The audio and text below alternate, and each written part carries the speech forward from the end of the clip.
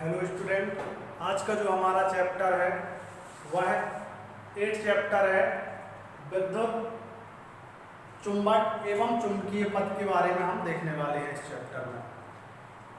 इस चैप्टर में हम चुंबक को पूरी तरह से समझेंगे और जानेंगे कि किस प्रकार से चुंबक की खोज हुई, उसके जो सिद्धांत हैं और उसके जो वर्किंग प्रिंसिपल हैं, उन सभी चीज़ों को हमें इस अध्याय में देखना है। ठीक, तो यदि हम सबसे पहले चुंबक के बारे में बात करें या उसका उद्गम कैसे हुआ या सबसे पहले उसको कहाँ खोजा गया, तो हम चुंबक के परिचय में इन सब बातों को देखने वाले हैं। ठीक, तो लगभग 2000 वर्ष पूर्व इसकी खोज अनुमानित मानी जाती है कि जो एशिया में एक मैग्नीशिया नामक स्थान था, वहाँ पर कुछ लोगों को एक पत्थर मिला जिसका रंग कत्थई कलर का था और वह जो पत्थर था उसमें कुछ विशेष गुण उन्होंने देखे।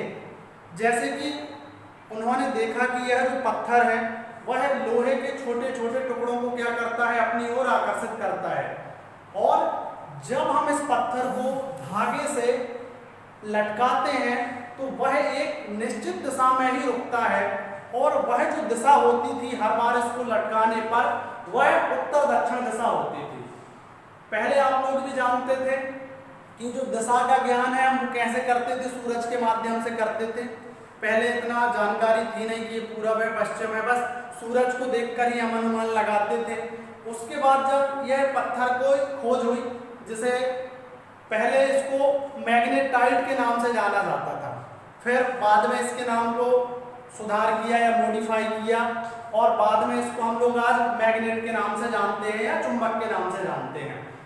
अब जब लोगों को पता चला कि इस पत्थर को लटकाने पर यह सदैव उत्तर या दक्षिण दिशा में रुकता है, तो जो समुद्र में नाविक जाते हैं या जो मछली पकड़ने के लिए जो मछुआरे जाते थे, उनको क्या है, जैसे वो समुद्र में गए तो उनको दिशा का ज्ञान होता नहीं था कि कहाँ उत्तर है कहाँ दक्षिण है, तो उन्होंने इस पत्थर का उपयोग करना चालू कर दिया। या जो जंगल में जो इंसान कहीं भटक गया है और यदि उसके पास पत्थर है तो वह इसको धागे से लटका कर भी क्या करते थे, दिशा का ज्ञान कर लेते थे कि भाई उत्तर कहाँ पे है और दक्षिण कहाँ पे है। अब इसी कारण इस पत्थर का, जिसको आज हम लोग मैग्नेट के नाम से जानते हैं, इसको लोड स्टोन के नाम से जाना जाने लगा उस टाइम में।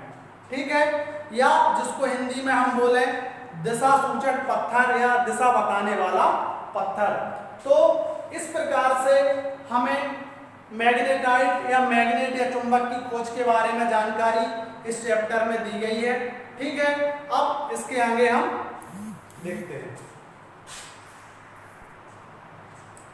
चुंबक के इंट्रोडक्शन के बाद अब हम चुंबक का आणविक सिद्धांत देखने वाले हैं। आप लोग जानते हैं कि चुंबक का लोहे को आकर्षित करने का जो गुण है उसी को हम लोग क्या बोलते हैं, चुंबकत्व बोलते हैं। और आपने भी बचपन में चुंबक के साथ बहुत खेला होगा और उसकी कुछ विशेषताओं को देखा होगा।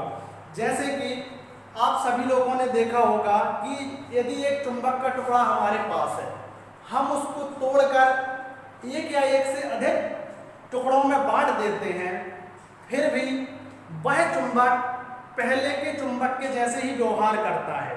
ऐसा नहीं होता है कि उसको तोड़ देने पर वह चुंबक काम नहीं करता है।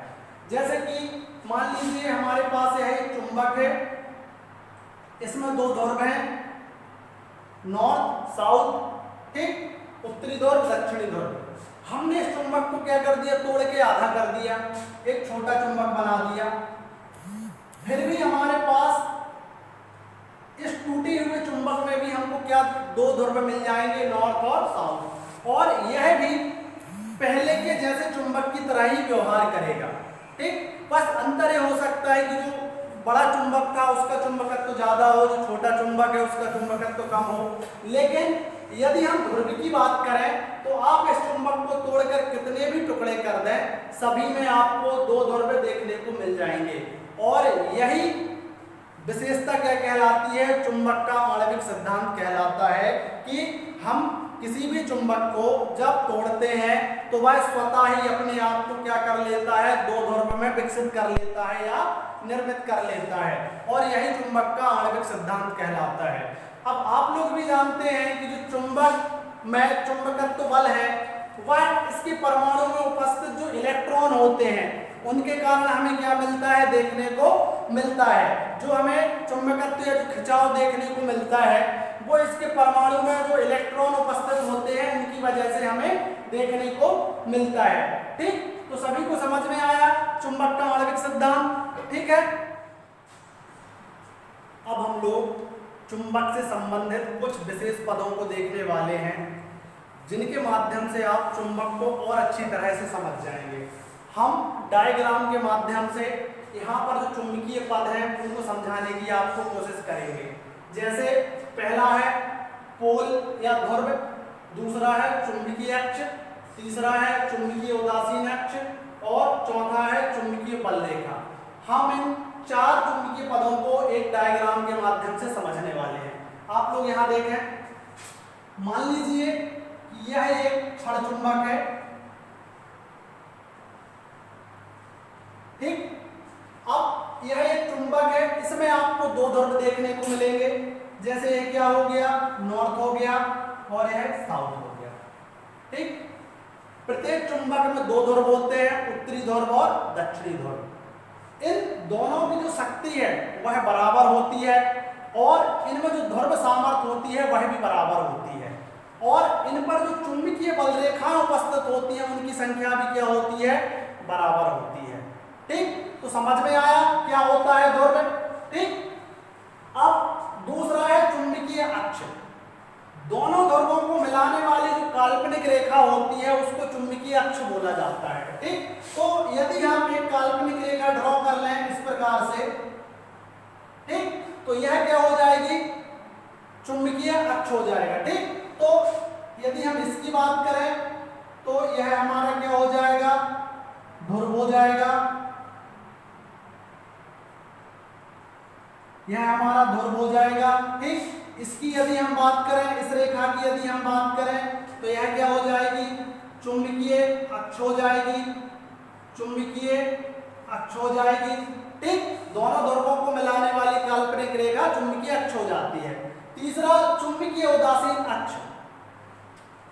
चुंबकीय अक्ष के लंबवत किसी चुंबक के केंद्र से खींचे जाने वाली जो बल रेखा होती है या जो रेखा होती है जो चुंबक को 2 बराबर भागों में बांटे या केंद्र से होते हुए जाती है उसको बोलते हैं चुंबकीय उदासीन अक्ष। ठीक, तो हम इसको चुंबक को एक रेखा के माध्यम से 2 बराबर भागों में बांटते हैं। ठीक, और यहाँ पर जो एक बिंदु आएगा, केंद्र बिंदु, ठीक, इसी को हम लोग क्या बोलेंगे, इसी को हम लोग बोलेंगे चुंबकीय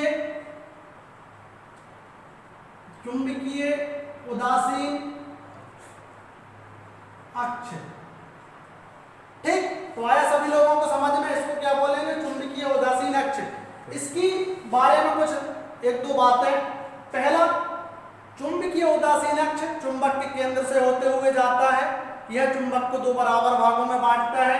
तीसरा, यह जो बिंदु होता है यहाँ पर चुंबक की शक्ति सबसे क्या होती है, कम होती है या ना के बराबर होती है या नहीं के बराबर होती है। ठीक, इसलिए इसको क्या बोला गया है, चुंबकीय उदासीन अक्ष।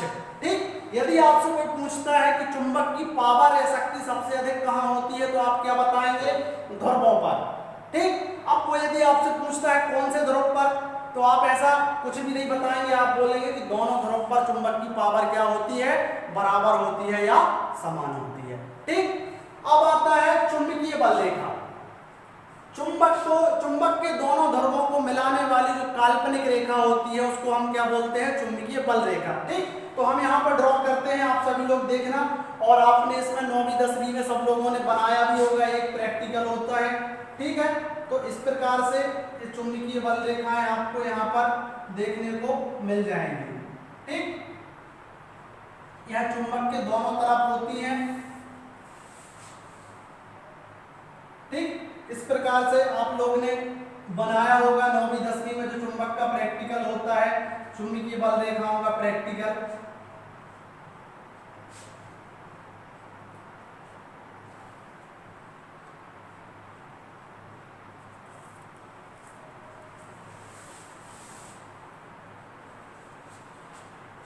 यह जो चुंबकीय बल रेखाएं होती हैं इनको हम लोग क्या बोलेंगे? चुंबकीय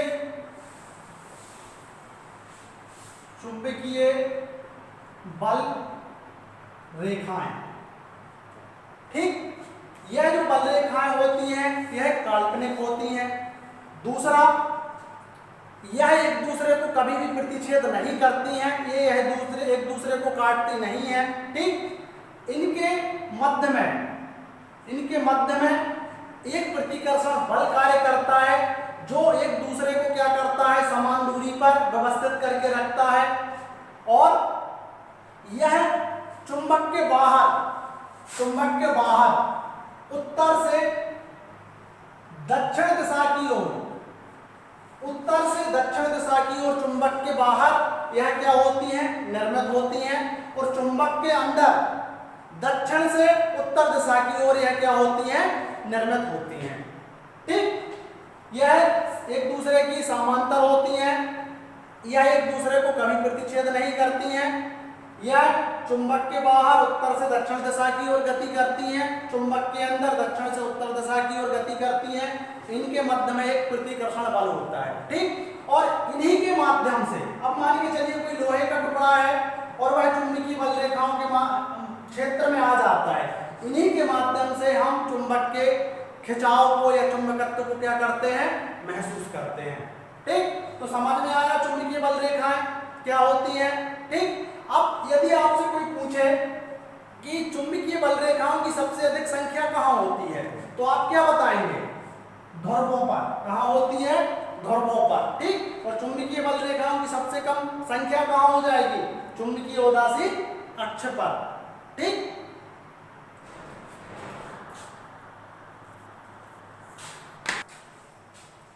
जो हमारा अगला पद है चुंबकीय पद में वह है चुंबकीय क्षेत्र। अभी आप लोगों ने चुंबकीय बल रेखाओं को देखा। अब चुंबकीय क्षेत्र में क्या होता है कि चुंबक के चारों तरफ का वह क्षेत्र जिसमें हम यदि किसी चुंबकीय सुई को रखते हैं और वह चुंबकीय सुई उस चुंबकीय क्षेत्र को महसूस कर पाती है, वह हमारा क्या कहलाता है? चुंबकीय क्षेत्र कहलाता है। ठीक, यहां पर देखिए, मान के चलिए ये क्या है? चुंबकीय बल रेखाएं हैं। ठीक,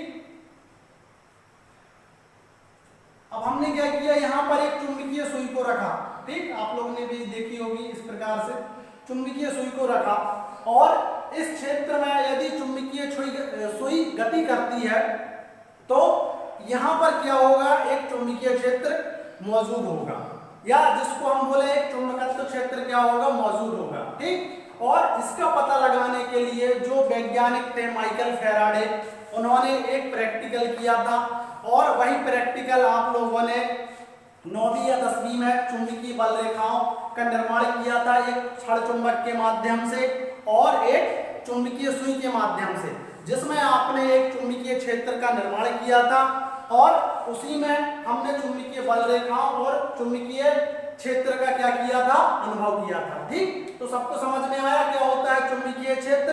जहां पर हम चुंबक के प्रभाव को लोहे के माध्यम से या उसके चुंबकत्व को महसूस कर सके, वो क्या कहलाता है? उसका चुंबकीय क्षेत्र कहलाता है।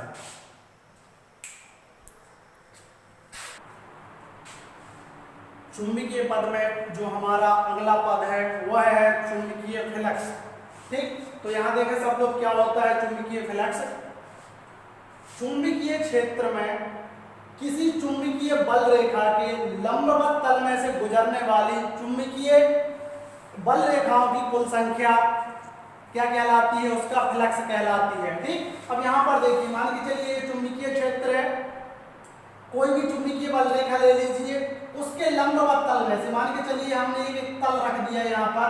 ठीक, ये लंबवत हमने तल रख दिया, इसमें से जितनी भी चुंबकीय बल रेखाएं गुजरेंगी या इसको काटेंगी, उनकी जो टोटल संख्या है वह क्या कहलाएगा? चुंबकीय फ्लक्स कहलाएगा। क्या कहलाएगा? चुंबकीय फ्लक्स कहलाएगा। ठीक, तो आया सभी को समझ में क्या होता है चुंबकीय फ्लक्स? अब इसकी यदि हम बात करें तो जो चुंबकीय फ्लक्स है इसको फाई से दर्शाया जाता है। किससे दर्शाया जाता है? फाई से।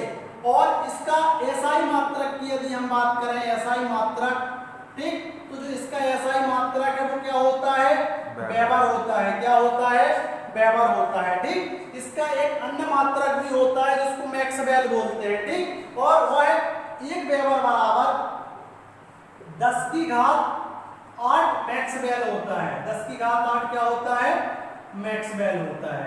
ठीक, तो यह आपको ध्यान रखना है कि किसी चुंबकीय क्षेत्र में किसी चुंबकीय बल रेखा के लंबवत तल में से गुजरने वाली चुंबकीय बल रेखाओं की कुल संख्या उसका चुंबकीय फ्लक्स कहलाती है, और इसका जो मात्रक है वह वेबर है, और इसको फाई से दर्शाया जाता है। किससे दर्शाया जाता है, फाई से दर्शाया जाता है। ठीक, आपकी जो बुक है उसमें फाई का निशान भी आपको देखने को मिल जाएगा।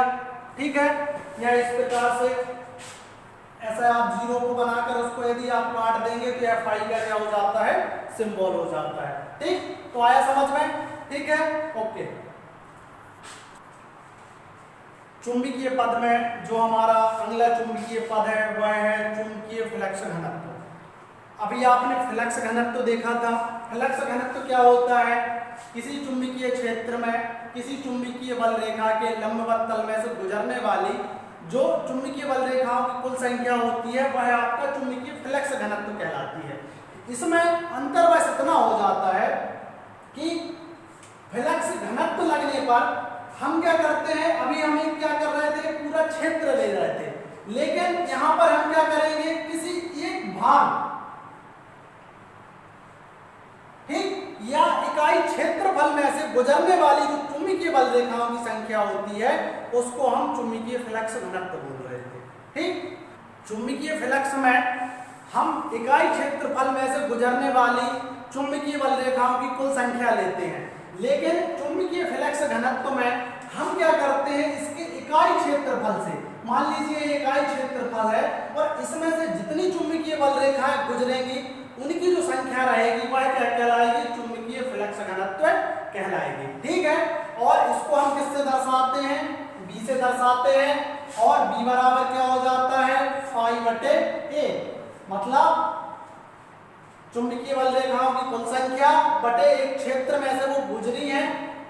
ठीक, इन दोनों से मिलाकर जो निकलता है वो क्या निकलता है, चुंबकीय फ्लक्स घनत्व निकलता है। ठीक, और इसके यदि हम मात्रक की बात करें तो आपने फ्लक्स घनत्व का मात्रक क्या देखा था, वेबर। ठीक, आपने क्या देखा था, वेबर। ठीक, अब इसमें कुछ नहीं, वेबर तो रहेगा, मात्र क्षेत्रफल का जो मात्रक है वो और जुड़ जाएगा, वो क्या हो जाएगा, मीटर वेबर प्रति मीटर स्क्वायर। ठीक है, तो आया सभी को समझ में चुंबकीय फ्लक्स घनत्व। ठीक सर।